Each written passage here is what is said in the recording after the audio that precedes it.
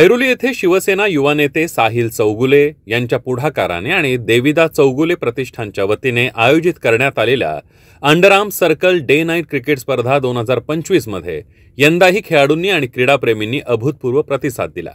सलग 17 वर्षांची परंपरा जपत आयोजित करण्यात आलेली ही स्पर्धा नवी मुंबईच्या क्रीडा कॅलेंडरमधील एक महत्त्वाचा इव्हेंट ठरली आहे।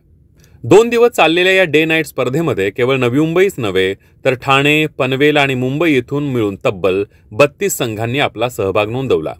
या स्पर्धेचे सर्वात महत्त्वाचं वैशिष्ट्य म्हणजे पुरुष संघाच्या जोडीला महिला क्रिकेट संघानंही आपली दमदार उपस्थिती आणि खेळ दाखवत क्रीडा क्षेत्रातली आपली गुणवत्ता सिद्ध केली आहे। यामुळे या स्पर्धेचं स्वरूप अधिक सर्वसमावेशक झालं।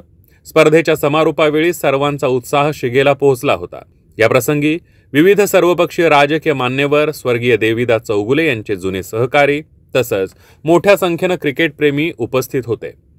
यावेळी साहिल चौगुले यांच्या माध्यमातून विजेत्या संघांसाठी आकर्षक ट्रॉफी, लाखोंची बक्षीस रक्कम आणि अन्य विशेष बक्षिसांची मेजवानी ठेवण्यात आली होती, ज्यामुळे या अंडरआर्म क्रिकेट स्पर्धेची प्रतिष्ठा वाढली।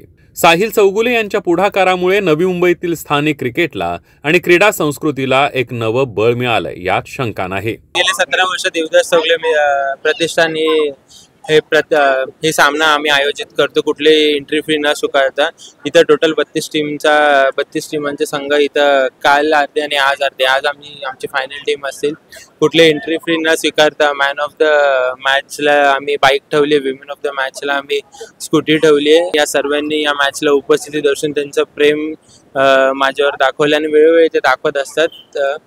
हीच आमच्या संकल्पना एवढीच आहे की सगळ्या युवकांना आम्हाला एक करायचं आहे। जिथं युवकांना कमीत तर देवदास चौगुले प्रतिष्ठान तिथं आम्ही महिलांनी तर विश्वसंघ यावर्षी जिंकलाय, पण आम्ही गेले 7 ते 8 वर्ष महिलांना इथं संधी देतो। म्हणजे इथं लोकलचे पण येतात आणि मुंबईवरून पण येतात। आम्ही गेले बरेच वर्ष महिलांना संधी देत आलो।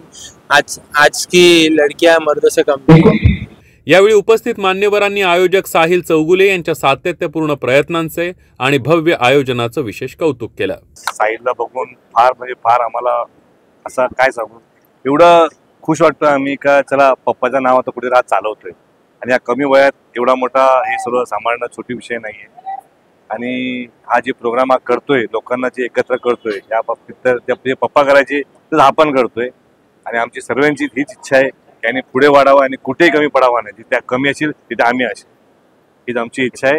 साहिल लय पुढे जाणार, सर्व एकत्र घेऊन चालणार आणि प्रोग्राम छान घेतलाय तो।